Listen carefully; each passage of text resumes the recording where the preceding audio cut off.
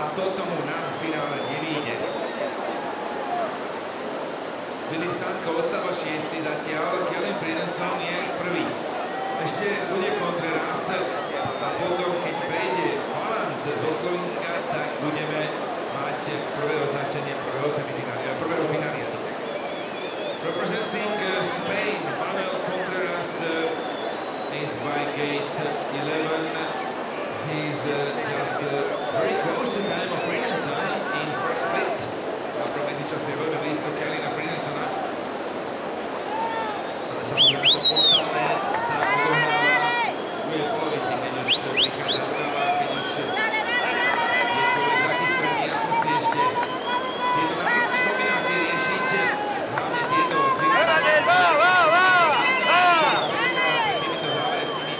protivodnými bránkami 18-20 a Contreras má už stratu 1 sekundy kvôli dotyku, navyše dotyk na bránke číslo 18, navyše to ďalšia, dokonca je to za 50, 50 seconds penalties on gate 18, good disaster for Contreras in last part of the run. So no final race for Contreras.